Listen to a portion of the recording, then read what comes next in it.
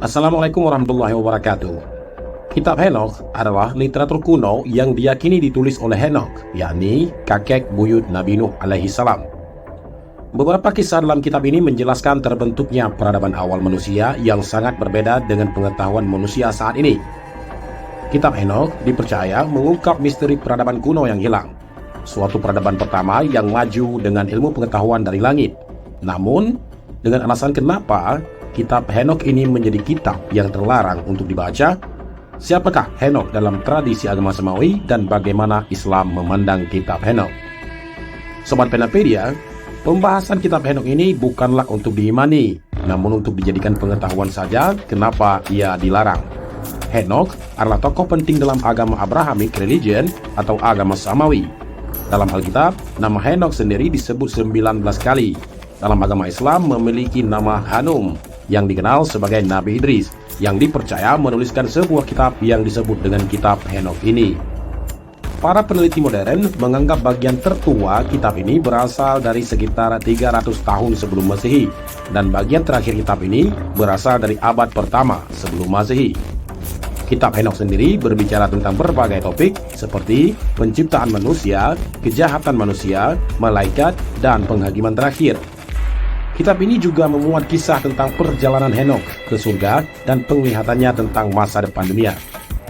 Kitab ini terdiri dari 5 bagian besar, yakni kitab malaikat pengawas, kitab perumpamaan Henokh, kitab astronomi, kitab penglihatan mimpi, dan yang terakhir adalah surat Henokh.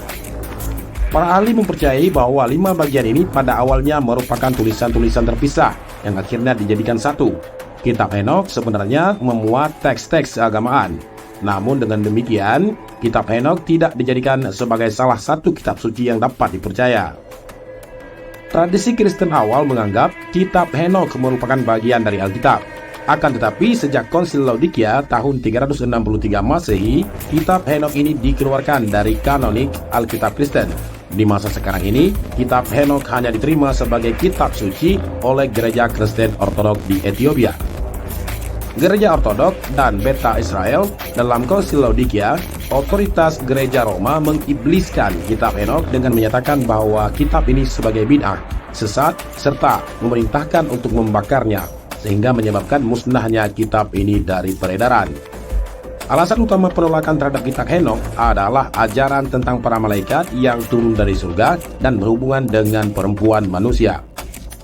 Dalam kitab Henokh ini ditulis bahwa para malaikat yang pada awalnya bertugas sebagai pengawas atau the watcher bagi manusia mulai tertarik dengan kehidupan duniawi di muka bumi. Hal ini terjadi ketika mereka melihat banyak sekali wanita cantik yang lahir dari bangsa manusia. Para malaikat itu pun memutuskan untuk turun ke dunia, sehingga mereka dijuluki dengan the fall angel atau malaikat yang jatuh. Hasil hubungan antara malaikat dengan manusia melahirkan manusia raksasa yang disebut dengan Nephilim. Nephilim adalah ras manusia kuat namun berperilaku dan berperangai buruk. Para raksasa ini kemudian membuat kerusakan di muka bumi, memperbudak manusia, dan menguras sumber daya alamnya. Kondisi demikian terjadi hingga pada zaman Nabi Nuh alaihi salam. Keadaan bumi yang dirusaknya membuat Tuhan menghapuskan makhluk-makhluk keji ini dari muka bumi. Allah Subhanahu wa Ta'ala mengirimkan banjir besar yang menghapus mereka. Dalam tafsir kitab Henokh, keberadaan para raksasa sangat mempengaruhi sejarah peradaban kuno umat manusia. Dewa-dewa dan para raksasa selalu muncul dalam kepercayaan dan tradisi-tradisi maupun legenda-legenda kuno di seluruh dunia, mulai dari Sumeria, Babilonia, Mesir, Yunani, Romawi, Maya, dan lain-lain sebagainya hingga saat ini. Menurut kitab Henokh, selain melampiaskan hawa nafsunya, para malaikat juga mengajarkan banyak hal kepada manusia. Beberapa pemimpin malaikat menularkan ilmu pengetahuan langit untuk dipelajari oleh manusia dengan bebas. Misalnya, Azazel yang mengajarkan manusia seni perang dan pembuatan pedang, pisau, perisai, dan baju besi, dan mengajari perempuan senyum, menghias tubuh, rambut, melukis wajah, dan alis. Malaikat Amirazak yang mengajarkan ilmu sihir, sedangkan malaikat Amaros mengajarkan cara melepaskan diri dari ilmu sihir. Sementara Barakal mengajarkan astrologi, astronomi, dan lain-lain sebagainya. Kecerdasan yang ditularkan para malaikat membuat kisah dalam kitab Henokh menjadi inspirasi bagi para pemimpin sejarah alternatif dan legenda-legenda kuno untuk mengaitkannya dengan peradaban Atlantis dan Lemuria. Buku Fallen Angels and the Origin of Evil karya Elizabeth Clear menjelaskan secara rinci tentang asal-usul benua Lemuria, Atlantis, dan dunia bawah berdasarkan interpretasinya terhadap isi kitab Henokh. Dalam sudut pandang Islam, beberapa bagian kitab Henokh bertentangan dengan Al-Quran dan hadis, terutama kisah tentang malaikat yang memberontak.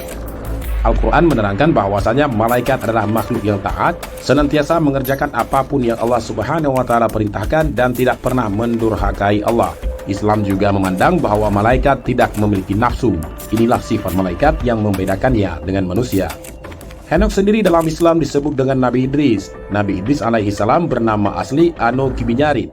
Pemberian nama Idris dipakai karena banyak mempelajari kitab-kitab dan mushaf Nabi Adam dan Syed. Kata Idris sendiri berasal dari bahasa Arab dars, yang artinya pembelajaran atau mengajarkan. Melalui interpretasi makna nama, para ulama menyimpulkan bahwa Nabi Idris alaihi salam merupakan penemuan teknologi awal. Nabi Idris adalah orang pertama yang mengenalkan tulisan serta membuat baju dengan benang, yang mana manusia sebelumnya menggunakan kulit pohon atau kulit binatang. Ibnu Katsir rahimahullah dalam kitab tafsirnya mengutip riwayat dari Ibnu Abbas bahwa Nabi Idris alaihi salam adalah seorang ahli yang membuat pakaian. Sedangkan menurut catatan sejarah, temuan arkeologis berupa lempeng tanah liat dari Irak disebutkan kisah Raja Atrahasis dalam salah satu daftar Raja Sumeria. Atrahasis secara bahasa berarti sangat bijaksana. Raja ini dikisahkan hidup pada masa sebelum banjir besar. Makna nama dan periode hidupnya melalui kesamaan dengan Nabi Idris. Beberapa ulama menyebutkan Nabi Idris alaihi salam hidup sekitar tahun 453 hingga 4188 sebelum Masehi, yakni sejaman dengan peradaban Sumeria. Keterkaitan bangsa Sumeria dengan Nabi Idris semakin terlihat ketika beberapa penelitian membuktikan bahwa bangsa Sumeria telah mempelajari ilmu perbintangan untuk mengetahui masa bercocok tanam yang baik. Bangsa Sumeria juga diketahui sebagai peradaban yang mengembangkan sistem acara pertama dari kisah Nabi Idris. Kita mengetahui perkembangan peradaban manusia didapatkan dari proses belajar manusia itu sendiri, bukan dari makhluk lain yang di luar bumi seperti malaikat atau makhluk lainnya. Sebaliknya, justru manusia pertamalah, yakni Nabi Adam alaihissalam, diberikan oleh Allah Subhanahu wa Ta'ala pengetahuan yang lebih luas dibandingkan dengan malaikat. Hal ini sebagaimana tertulis dalam Al-Quran pada surat Al-Baqarah ayat 33. Setelah tugas dakwahnya selesai, Nabi Idris alaihissalam diwafatkan dalam kondisi yang sangat indah. Riwayat yang paling masyhur itu menyatakan bahwa Nabi Idris alaihissalam diangkat bersama malaikat ke langit dan wafat di langit keempat. Apakah Nabi Idris yang menulis kitab Henokh? Banyak para ahli meragukan kitab Henokh ini ditulis oleh Henokh atau Nabi Idris. Oleh karena itu, kitab ini disebut dengan pseudepigrapha. Pseudepigrapha adalah karya yang memalsukan nama pengarangnya. Artinya, akan sangat mungkin kitab ini ditulis oleh orang lain, namun sang penulis itu menyatakan bahwa kitab ini ditulis oleh Henokh. Meskipun isi kitab ini ditentang oleh mayoritas pemuka agama Samawi, namun kisah-kisah dalam kitab Henokh sangat populer bagi peminat dunia supernatural, legenda, dan mitologi, serta menginspirasi berbagai media seni populer seperti novel dan film. Wallahu a'lam bishawab. Wassalamualaikum warahmatullahi wabarakatuh.